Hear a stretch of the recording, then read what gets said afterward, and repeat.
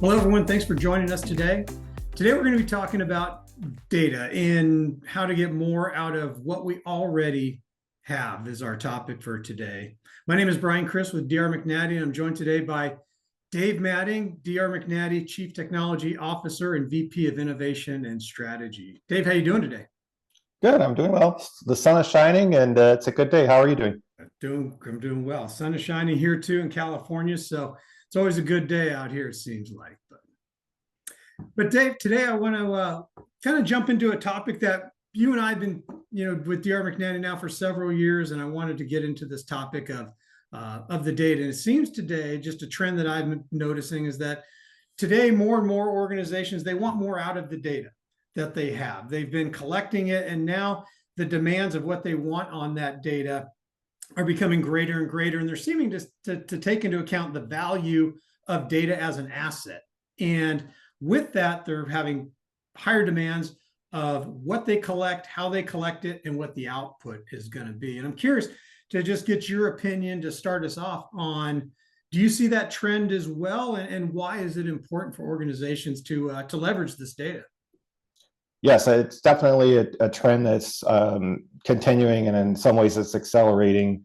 The inexpensive storage options that are now available, including cloud storage, and the sophistication of a lot of these data analytics packages that are now available, are enhancing the opportunities for clients that have been collecting data and storing it, or are planning to collect data and store it in the near future. And especially with a lot of the focus on data science, and even to a certain degree artificial intelligence, there's a lot of new avenues in order to work with the data sets that you already have access to or may have already been collecting. Yeah. And for organizations, if an organization, some are going to be more advanced than others, right? We see that all the time, different rates of adoption, and different organizations are at a different place of the scale. So if there was an organization that is maybe, let's say they consider themselves immature in terms of their data awareness and capture, what are the types of things that you might recommend for them as saying, hey, here's a place to start, or here's some key things to think about in putting this together and making the case for the organization that says, yeah, this is important and something we ought to be doing more of? Sure. Yeah. This is something that really even transcends, this topic transcends even where you happen to be in your maturity process of working with data that you're collecting or intending to collect. Even organizations that are sophisticated in this realm, if they don't stick to a few core principles, they can find themselves in a lot of trouble, even with all these fancy software systems and integrations and data warehouses and data lakes and all of this other terms you'll hear being thrown around out there. If they don't have the foundations correct, or if they allow the foundations to deteriorate over time, then the value of the overall system will dramatically decrease, no matter how much money and fancy technology they have. And so the main kind of pillars of a good system are, there's really three. You could argue there's more sub pillars that are important, but these three are the really big ones that if you let any of these three go, then the whole thing kind of topples. And the first one is data quality. A lot of times you'll hear us IT people say garbage in, garbage out. And that's just a saying that basically means if you're inputting bad data into the system, then when you go to make decisions, or you go to get reports or dashboards or analytical data out of the system at a later date, then you will not get good output. So it's really important that the data quality coming in is maintained to a high standard. That's both with human entered data, and it can also be systems data, sensors, things that are generated in an automated fashion. It's important to make sure to do your quality assurance on that in order to have a good foundation for later output. The next pillar is data timeliness. So this is a issue where if you might have new data that a human has in their possession, or maybe it's a sensor it's collecting it. But if it's not inputted into the data repository or data warehouse in a timely fashion, then its value cannot be realized. And there are certain types of data where they're much more time sensitive than others. It depends on your organization, depends on the type of system and data you're working with. But I would argue that trying to get the latest and greatest information into the system as fast as possible is a worthy focal point for like these core principles, because the faster you get data in and the more accurate it is, the better the decision making can be, and the faster you can make decisions down the road. And the third item, and a lot of people don't think about this initially, but they run into this problem later, is defining a system of record for each data point. And sometimes you'll hear people say, they'll talk about things like data governance, right? And this falls underneath, all three of these kind of fall underneath data governance, but system of record is absolutely a data governance issue. And data governance, like, I used to hear that and I kind of scratch my head, and I'm used to hearing governance related to regulatory things and things of that nature. But what this really focuses on is identifying for a particular data point, what is our truth for that data point? Because you might find that data in multiple systems. For sure. And there needs to be one system and one kind of record in a database that you say, this is the one that we've agreed upon as an organization is the kind of first order truth. Yeah. And any other ones that disagree with this are quote unquote wrong, basically, or they're not up to date, or they're not to be trusted. And that way, all these three that you were talking about here, it's almost like a circle, like one begets the other. Quality, timeliness, and a system of record, they're all tied together. It's all parts of the same chain that ultimately, are going to contribute or be a driving factor for organizations to kind of achieve those goals that they have with the data to be, all of these things, quality. You hear it all the time, and you mentioned in IT. I can tell you the garbage in, garbage out is not, solely for the IT. We hear project management, project controls, all throughout. That's an age-old truth that we're going to find more and more. So I like the fact that talking about these three things for an organization who's just maybe thinking about getting started. These would be the goals. Like, these are the simple, reasonable objectives to say we have a good data plan for our organization. How about moving to the next step? It's like, okay, we see the end game. We want quality, timely data, identified systems of record, and to be able to glean all this information. The process. What is there in your mind a kind of a process that gets you where an organization is going to go from point A to point B? Sure. Yeah, and this is where we talk about an evolutionary path or a maturity cycle for an organization as it relates to working with the data sets that they're generating. And there's no right or wrong point on this path. There's good reasons why certain organizations are at a certain point, but this path tends to be fairly universal in how it's taken from beginning to wherever the client happens to be at this point, because a lot of the path has been driven by reactions to doing a previous step, and then the desired outcomes related to that. So, in terms of this evolutionary path, we can kind of start where all organizations start, and that is you've implemented a siloed system. It could be an enterprise system, like a finance system. It could be something that's custom made, the Access database that's just kind of off in a dark corner somewhere. It could be anything, but the idea is that system was implemented or was purchased and implemented for a specific business need or set of business needs. And you have expert users that are going to be using that software, and or that software is going to be collecting data from sensor type systems. And inevitably, once you start collecting this data and those users are using it for their own functional needs to get their job done and increase their productivity and accuracy and all the other kind of metrics that the users are interested in.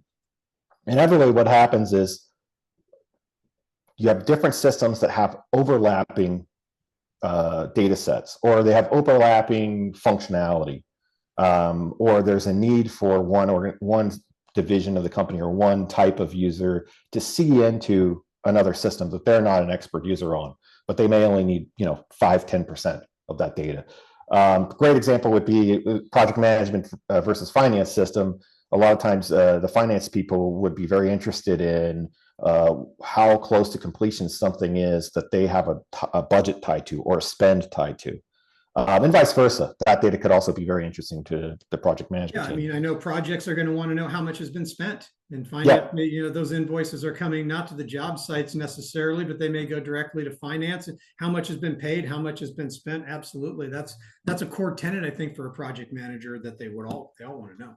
Absolutely. Yeah. And so this is a natural step that organizations come across, and you often see this as a system to system integration, or you'll see something called the big buzzword in the past was service oriented architecture, which means make your software have a application programmer interface, API, essentially allowing external developers to talk to that system and to exchange data in and out of that system.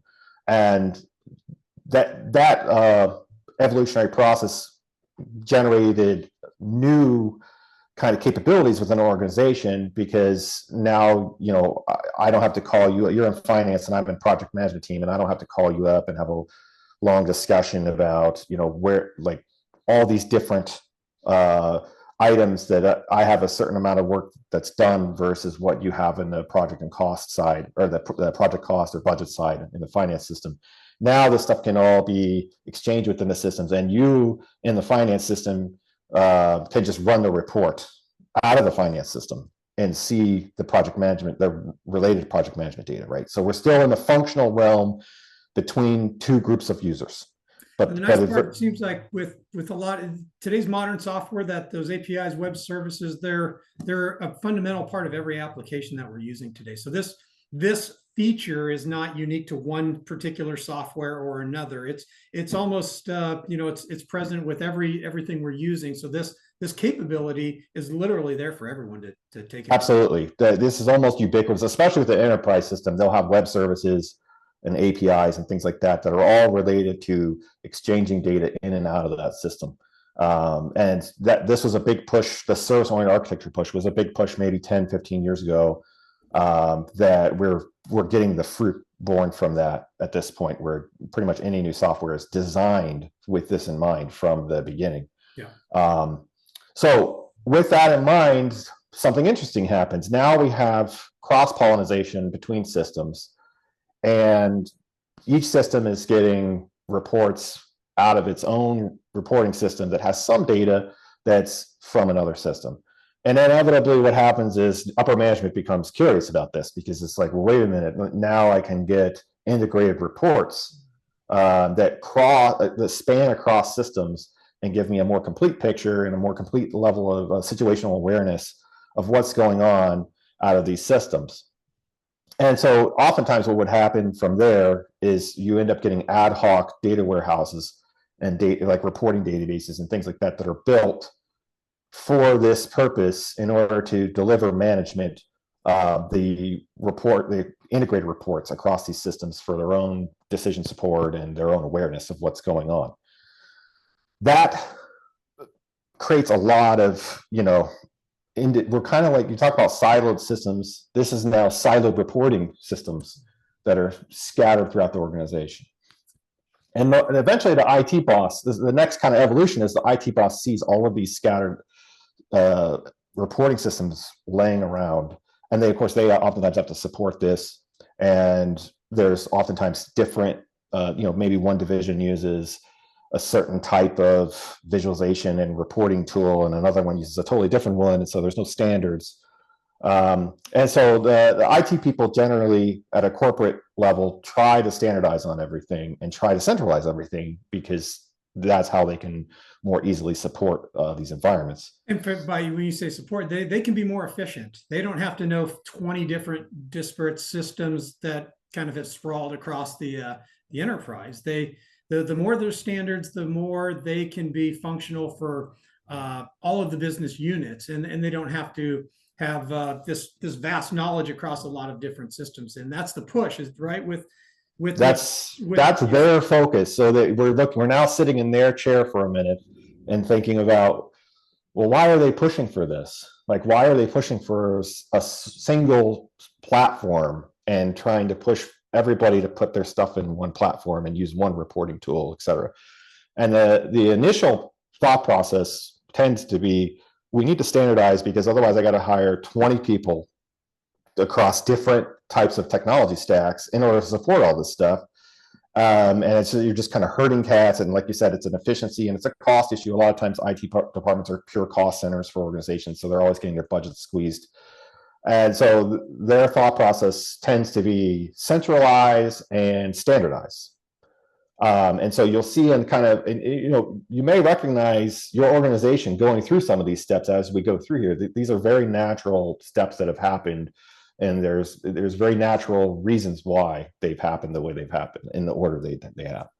And so the organization at this point, there's a drive to create, a central data warehouse, a drive to standardize on like something like a Tableau or BI Publisher or Power BI or something like that. Yeah.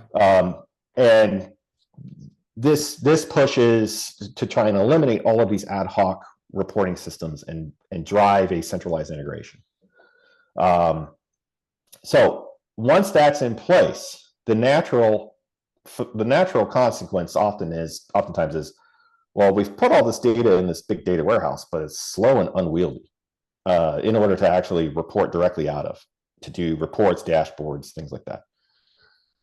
And not only that, but it's designed at a generic level just to collect this oftentimes relational data all in one place. It's not tailored for really reporting and analytical use for any particular division or use case in the company, except for sometimes finance. Finance oftentimes gets so much input into all of this process that they might have something a little more friendly to them in the data warehouse. But inevitably what happens is people go, this isn't working. Like, you told us to put all this stuff in one place, and now it's just unwieldy and we can't get anything done with it.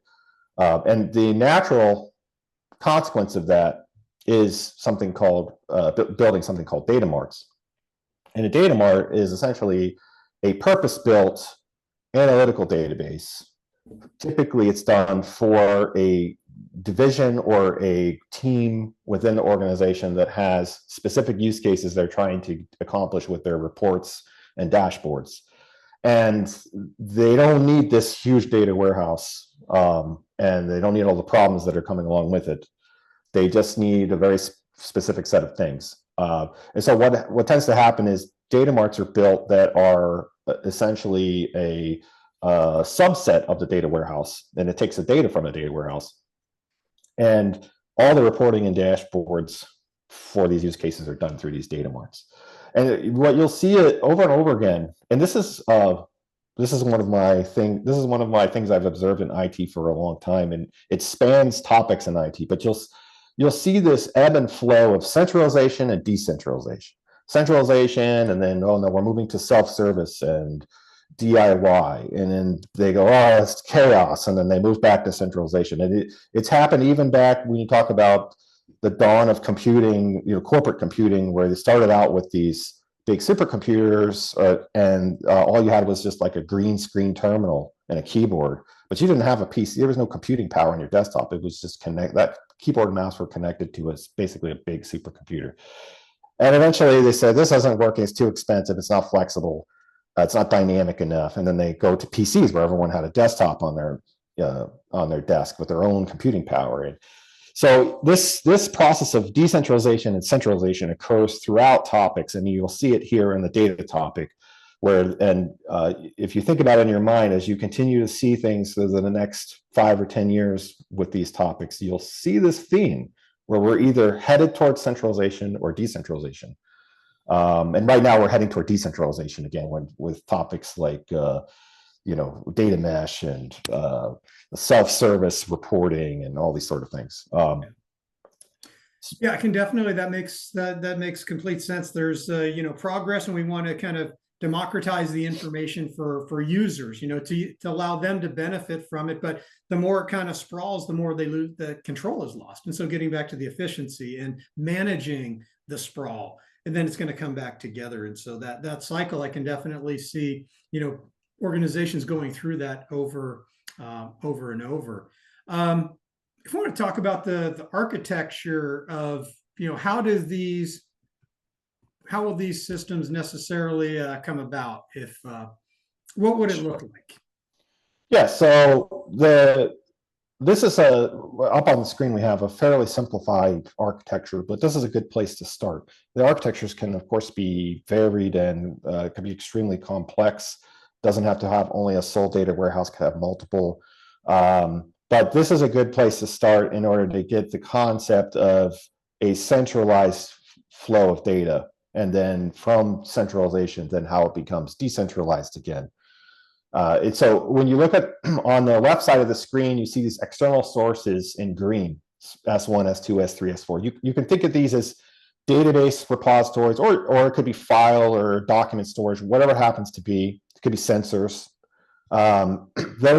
Those sources are the system of record. We kind of go back to talking about our original core principles. And so we want to get the system of record data into a centralized place out of those systems.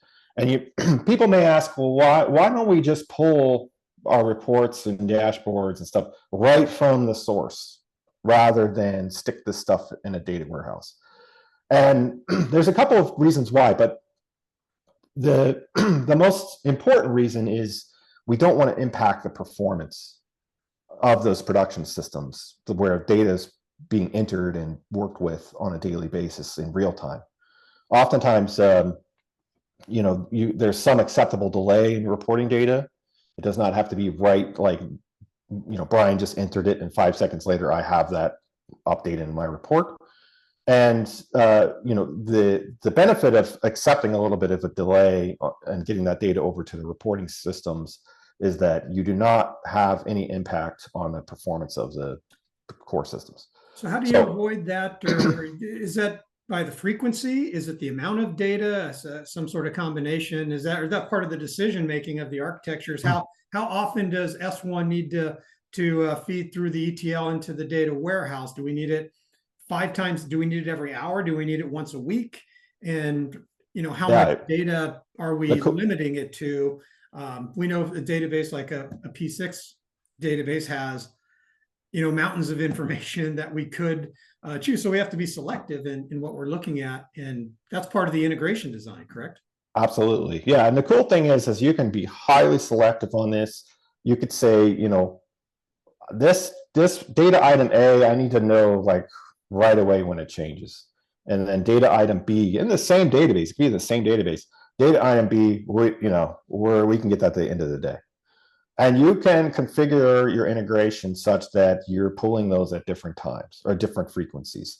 And you can even have data item A mirrored to a secondary database in real time. And then anytime that data changes in that mirrored database, it immediately sends it to the data warehouse. So there's definitely ways to get the granularity and timeliness of the data at an individual data item level if you want to do it that way. Mm-hmm. And then you mentioned the ETL, which is this purple area of the chart.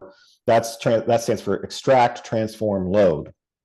And that's the process by which we take these data out of these production systems, these live systems, and we store them for reporting, analytics, data science, any kind of those types of topics. And so that ETL section is essentially a program or a set of programs that does this for us on an automated basis. And so there's a lot of options in that ETL layer for when and how you want to get this data out. And a lot of that's defined within your data governance standards for that particular item in terms of when do we have to get it, what is the true source of it, And you can basically define all of these kind of almost like metadata items related to that data item in a data governance document. And that will drive the decision making from the development team on how to design the ETL. Right. This goes back to your first slide about systems of record and why they're important, because a budget is likely to exist. I mean, if you just think of the term budget, and we're looking at a PMIS solution that maybe has a few systems that make up the entire ecosystem, if you will. Budget's probably in all of them. There may be 4 different, whether it's P6, something like Unifier or finance system. There's an access database. There's probably a budget in every single tool that we yeah, the issue is you could have a system to system integration that pulls that budget from like a finance and budgeting system into your, let's say, project management system.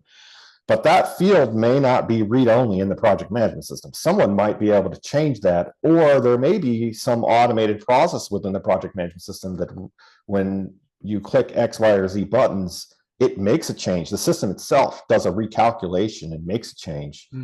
But that's no longer the number that it still is in the finance system.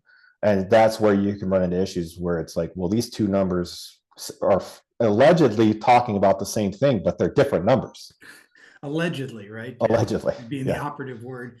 Hey, getting back to this graphic here, looking at the data marts D1 through 4, are those just subsets from the data warehouse? Is D1, could it be focused on cost, and D2 might be risk? Is that the purpose, is to segment it? And I guess you could choose whether it's by a function like cost or schedule or risk, or by business unit in the organization. I suppose you could build that. This is where the flexibility comes in from the data warehouse, which has maybe captured all of it. Are the data marts, explain maybe a little bit how they're developed and what their purpose is in the grand scheme? Sure. So with the data mart, what tends to happen is we go to an organization and they say, I'm looking for a certain type of output that I care about. There's a specific division, or there's a specific group of users or a team, and they want to take advantage of all of this integrated data in the data warehouse from all these different potential systems. But they have specific use cases that they're looking to accomplish with that data. And so oftentimes what happens is they lay out, like, here's what we're trying to accomplish, here's the type of data we want to work with. And then we go into the data warehouse, we source it, and design basically another ETL that pulls that specific data out into a data mart. Oftentimes, a data mart will be a different type of data architecture than a data warehouse. Oftentimes, it's more analytical oriented or reporting oriented rather than transactional. A lot of this data that's coming from the original sources may be a relational database that's transactional in nature, but that you don't necessarily need that when you're just doing reporting and dashboards, and you can take advantage of different data models for drill down, like, in a dashboard where you could drill down and root cause something. Sure. I mean, that you can't really do so easily in a relational database, but you could do it in like a star schema, which is a type of analytical database design. And the data marts don't necessarily mean, getting back to the siloed item. I can take my Power BI and I can have a connection to D1, D3 for specific and pull them together. So it's just maybe organizing the data at another level that allows for kind of, I mentioned the democratization of data, some time ago. So, but I can set up data sources, each of these data marts as a data source. And then if I want schedule, cost, and risk information to kind of come into one report, I don't necessarily have to go to the data warehouse to do it, but I can get it from the specific data mart. And it would seem like, can I architect security within the data marts to say, hey, maybe we don't want costs to be shown in certain areas. And it just seems like the data marts are going to give me an added level of flexibility as we make the information more available to stakeholders. Absolutely, yeah. And the neat thing is, I mean, you can even architect security that goes beyond what the original source system supported, because you can essentially define your own security layer that, and you can, this goes back to kind of the data governance thing with a particular data item. You can define, who has access to that at a corporate level, not at a system, not at an S1, S2, S3 level. And if you don't have access to that particular item, then that item or any calculations that use that item for a calculation wouldn't be available to you at the data mart level. So, and again, this is pretty neat because you can really get some granular security set up that exceeds the capabilities of a single individual external source. Yeah. And with these data marts, I can do, you mentioned, you're talking about the data warehouse, you were talking about snapshot or point in time data. I can do that with portions of these data marts, and potentially unlock, different data. We talked at the beginning, hey, we're talking about how to leverage existing information that we're already collecting. And I've seen the term around called dark data. And what I've read dark data to mean, it's data that we collect and have, but we just don't use. We're not sure the purpose, but we're just kind of harvesting it.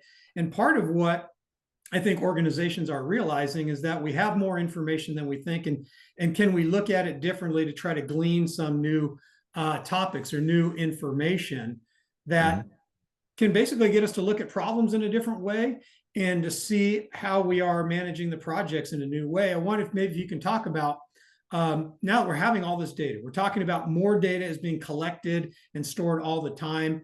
How do we make the most of it? Sure. And so you'll hear, you might hear now that people are saying, we want to collect everything and we don't want to throw anything away. Just throw everything in the kitchen sink in a data warehouse. And so now we're going to start to see why they're saying that. And it's sort of one of those topics of like, there's known unknown. Like I know there's possibly something useful in there, but I don't know what it is yet. Right. But if we throw it away, we'll never have an opportunity to learn it. So that is kind of that is a driving force now that we're able to collect all this data and we're able to do it like relatively cost efficiently, and we're able to store it for long periods of time cost efficiently. This opens up new opportunities, and a lot of these concepts that you're listing here and talking about, this seems to lend itself to a lot of the newer technology that we're hearing, reading about, with maybe not so much AI, but the ability to analyze data sets and find correlations that maybe are not readily apparent. There's software and there's applications that are helping and assisting the data science folks and data engineers in doing that. And so these things for the trend analysis, volatility, frequency, those types of things to look at causation and hopefully down the road predictive models. Right. Absolutely. The neat thing about they're more tangible than they've ever been for us. Absolutely. And the nice thing about these is really these just require you to continue to collect data, and then these new dimensions open up to you that are no longer about the raw data that you originally collected. These are almost like metadata aspects of those, where we're able to look at how things are changing over time, and that in and of itself becomes signal information that we can develop into predictives, into decision support tools, and things like that. Yeah, maybe let's take a look. Maybe talk through this this graphic here a little bit about trend analysis. Sure. So what you'll see here is just simple line graph, two different line graphs that start and end at the same place. They start at 1 and they end at 10. And this is just an example of a linear function on the left versus something that's nonlinear on the right. And the idea here is that, going back to timeliness we're talking about before, if you're able to collect data as it's happening, and not just looking at things on a reporting basis of, say, a week or a month or whenever you quarterly or whenever you normally report on something, you may be able to see that there's trending information inside that data set that you're capturing over time. And once you have that, you're able to see whether things how they compare to historical trends for that type of data, and are things accelerating or decelerating. And you can get early warning on something changing that you may not necessarily have gotten in the past, where you're looking at highly curated reports that are fixed in time, if you will. And getting back to the graphic earlier, can this be done for like specific data points, say cost, or risk? So talk about risk probabilities. Can we look at a very specific part of the data and say, hey, I want to I want to begin looking at point in time and storing that in my data mart so that in reporting, I can look for trends over time. That might help me say, hey, we see this across a lot of projects and we're noticing the trend. So now maybe we can change our setup and our process and our procedures so that we're ready to deal with it. The surprises are not as surprising any longer. Absolutely. Yeah, absolutely. This is the whole idea with this, at least my idea is you catch things early. If you have a baseline and suddenly it starts accelerating, I mean, you can measure the rate of acceleration kind of, I don't want to give anyone a headache, but you think back to your old calculus days where it's the area under the curve or the area above the curve. Well, if you have a linear line and then you have your actual line, your linear is like your planned, and then what's actually happening is ticking by and you start to see it accelerate away and you can measure that rate of acceleration, then that might be an indication that things are starting to really not go to plan. And we need to investigate and find out, is this something that we're truly aware of? And is there any mitigating factors? And even if you can't do anything about it on that, like let's say it's a specific project, you may have a whole portfolio of projects and you may be able to move things around project-wise, resource-wise, cost-wise elsewhere to reduce the impact of what's happening that you've now noticed on this one. And the whole idea with this is to notice it fast. Yeah. How about the variance and volatility? Yeah, so another interesting dimension is a particular data item, how much is it moving around? Or is it moving? Or do we expect it to move and it's not moving? Or is it moving, but based on historical precedent, maybe now it's moving 3 standard deviations outside of the expected, amount of magnitude that it's changing. Really, variance and volatility is just what is the magnitude of change occurring over time between, point to point. What we've seen is, oftentimes this is a good indicator of whether of data quality issues. If you're getting a lot of variance and you're not expecting a lot of variance, that could mean there's something wrong on the data entry or sensor side if it's an automated collection. The other thing that it can do is it can tell you that there's uncertainty. There's a degree of uncertainty with something, and that could be useful. You may see where you're getting these huge, like for instance, in risks, like we're getting these huge swings in predicted impact on a risk that's occurring versus historical precedent. Then that tells me if it's going up and down like crazy, it's like we don't know. Obviously that indicates that it's such a volatile situation that we can't get a grasp to get a good idea, and then you can adjust your plans accordingly. So, and sometimes with things like volatility, you can investigate the root cause, and that may take time. But anything that has volatility brings risk, and just knowing that risk is going to be present that maybe I couldn't tell before because I wasn't aware by looking at this data frequency.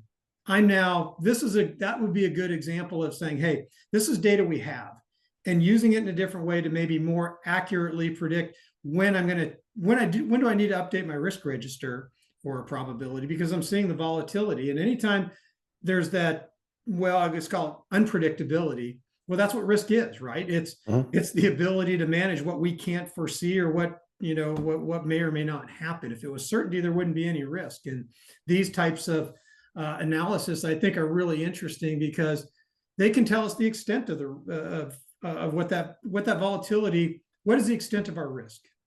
How much are we really taking on? And this can give us some baseline over time if we can track the information, store it, and then interpret it. And getting back to the tools and things that are available, these are things that we can definitely do. These are within our grasp today to begin doing the analysis.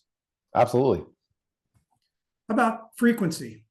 Yeah, so the third item is frequency. And this is kind of an interesting one, that I've thought a lot about, which is just knowing how often something is changing in a window of time. So let's say, I want to know on a daily basis how often this one risk item is being touched or how often it's being updated. Then in that case, you can see like, oh, today there were 3 changes made to it. And then tomorrow there's 5. And then the day after there's 8. If I'm seeing that kind of ramp up, then that tells me like this thing's getting real active. And, whether or not you're expecting that to be that active, is information in and of itself. And again, this goes back to, you can baseline this stuff against history. And oftentimes I think, it just depends on the data type, but in the case of risk, you might have predictives that come out of the fact that, like, hey, whenever we see something changing this much in terms of the frequency of updates, then bad things happen 3 months from now, right?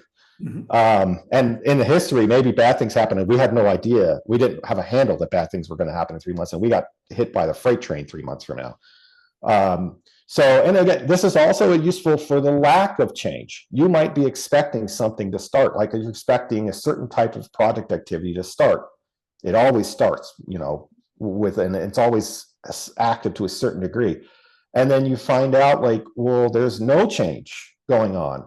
And there may be dependencies down the line that nothing can happen until the activity kind of starts on this. So you can get predictive factors of, like, well, we know that they don't know down the line they're going to be delayed, but I can already tell you, based on the fact that there's no activity on this item and there should be a certain baseline level of activity by now, that something's wrong and it's probably going to cause a delay. And that's the one thing I find interesting in these types of analysis is it's the data, but what the data is getting me to look at is the behavior of of what we're seeing in the organization. And hopefully it drives new and better improvements in how we are doing our process and managing our projects and things like that. Because like you said, the absence of frequency, that could mean quality issues. And I can tell you from maybe a scheduling point of view, there's some times when a milestone will stay, and then all of a sudden it moves out by a whole heck of a lot. And the question is, well, why didn't we see this coming? And so if something has, that we expected to be moving, activities or dates, then when they're not moving on, why is there no momentum around these? And are we coming in for a surprise later? And you may find that maybe that's a trend that we can notice and say, we need to ask a different set of questions about our projects at an earlier stage. And that's the hope, I think, with all of this, right? When we're talking about getting more out of the data we have, this data is present. We can look at most organizations that are running projects and managing, they have this information we're talking about, but maybe they don't have the point in time, the frequency, the changes, and they're not monitoring it. They could. The mechanisms are there, but they can do this different level of analysis. So it's almost like a little deeper dive than what we've had many years ago when we had dashboards that showed here's where we're at. Now the questions are more, how did we get there and where are we going? Which are different questions, right? Yeah, the cool thing about these items, and the cool thing about when you're at an evolutionary stage where you have all of this data in a big data warehouse and you can do data science on it, is that you can start to do predictive analysis. And that's really, trying to peek around the corner is what, most companies want to do. They want to try and get ahead of problems or opportunities before they really smack them, or they, in the case of opportunity, just blows right by and they can't take advantage of it. And so this is where, the direction of these technologies are heading, is trying to give you the opportunity to look around the corner and get a better handle on the business at a strategic level, which will trickle down into the tactics for the individual, divisions and managers and everything. Yeah. And it's brought about, the data scientist, the data analyst, many years ago when we first started, that those spots didn't exist, as part of project management and project controls. Now you could argue they are integrated fully and vital in project management and project control. And if at minimum they're adjacent to it, right? They are the ones who are going to look at this information and try to come up with these trends and the volatility, the analysis that we're talking about. That's become more and more present in organizations. What's their role as you see it moving forward?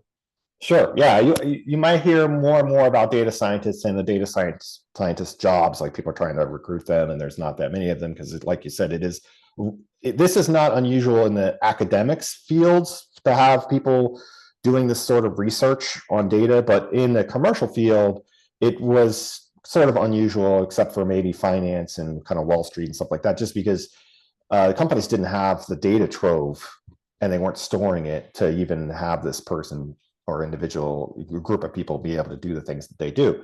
But now that this is coming to the forefront in terms of the technology, in terms of companies have made the investment, now you're able to leverage that and bring in somebody like a data scientist or group of them to come in and actually analyze this data sets, which you may think are they're from different systems, and you kind of understand like logically that there are certain relationships between the systems, but they may find things that are causal that you had no idea where it was happening.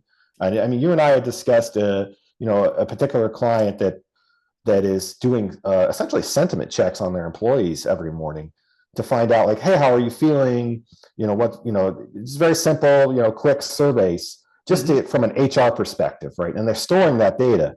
And that's an example of there may be data elsewhere in the data warehouse that actually is causal for that. And you could find out like, man, this over here is causing people to be depressed. Like we could see the relationship, and or it's causing productivity to go up. Like this is related to people's, they're happy and so they're more productive, and we can see they're happier when this system over here is spitting out this type of data. And I mean, this is stuff that, if you ask somebody 5 years ago at that organization, I don't think they would be thinking they're going to be able to leverage something like that, or that there is a causal relationship. But that's what that's the value and discipline of the data scientist, right? Is to look at it from a very granular perspective and mathematical. Even. Yeah, and they're looking at it with ideally no bias, and maybe not even any knowledge of the actual business processes and things like that. It's more just like, I'm just looking at the data, and I just tell you what the data tells me. And it's a unique perspective because it's completely devoid. They're not emotionally attached, I guess. So they're not managing they're not in these project meetings maybe that get intense. They're just looking at the pure data and from the numbers, and they're saying if they can connect them through those, then you have to surmise that connection exists, right? It's hard to ignore when the numbers and values say these two things are correlated when you're talking about human performance and external factors, but the data shows that when these two things happen simultaneously, we get this result. And that is a different discipline than what we currently have, say, in project management, project controls. We look at the scoreboard, so to speak, but we don't understand what's driving it. And that's maybe the realm of the data science. But two parts of that would seem, number one is you have to, a data science going to say, where's the setup? Where's the warehouse? Where are the data marts?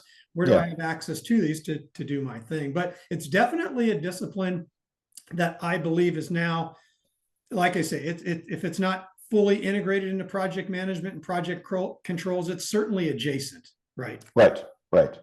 Yeah, and if you're in a large enough organization that can afford a full-time data scientist, and it's not a consultancy coming in, you may very well likely run into them at some point if you're in charge of like an enterprise system, because they're going to be your data is going to eventually be flowing into that data warehouse, and they're going to be running experiments, for lack of a better term, on your data along with everybody else's, essentially.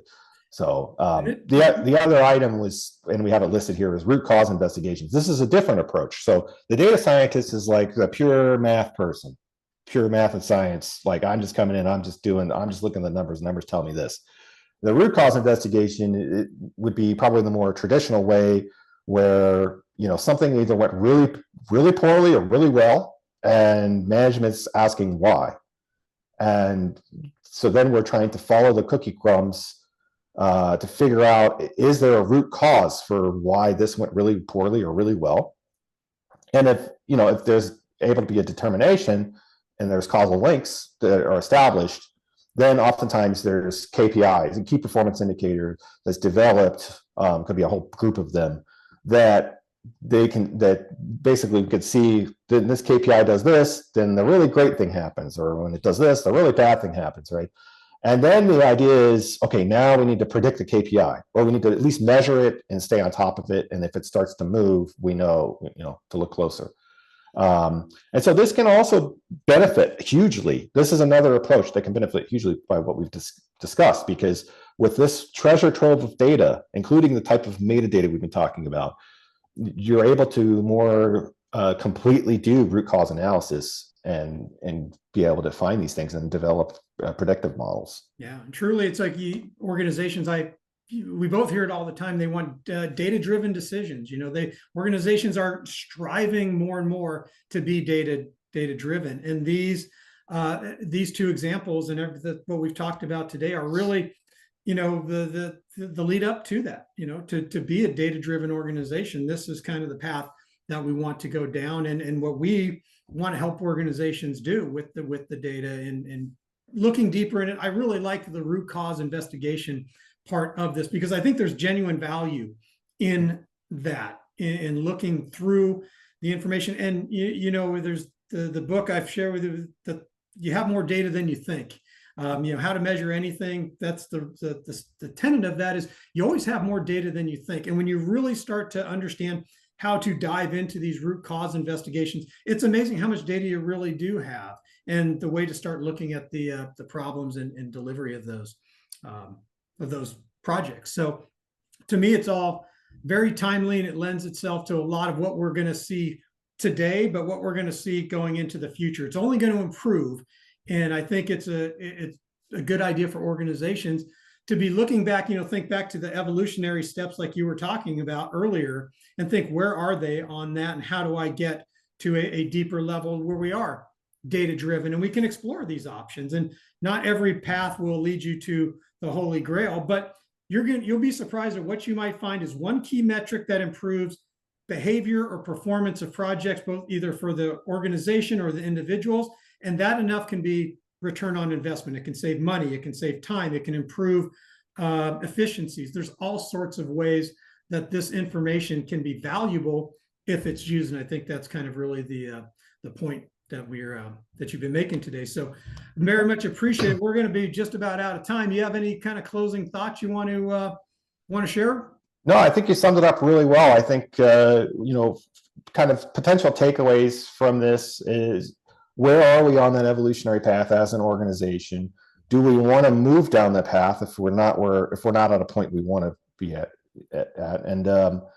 And what can we do with these sorts of new dimensions of data and the data sets we currently have? How can we leverage that in order to make better decisions and have really a better awareness of what the direction is of particular KPIs and things like that you're interested in, and how to evolve the kind of KPIs and the investigations of like what's going right and what's going wrong. How do we improve the quality of those with the data sets that we either currently have or we can have fairly easily, by making a few steps along that evolutionary path. Yeah, great points. Great points. To sort of wrap up, if appreciate everybody's time in joining us today and listening to the conversation. If you have questions, myself and Dave, feel free to reach out to us.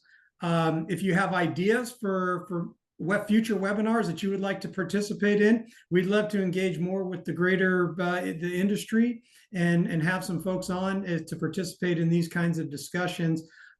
Reach out to Dave or myself. We have our emails here listed. You can connect with either of us on LinkedIn, and appreciate everyone's time and joining us today. Thanks so much. Thank you.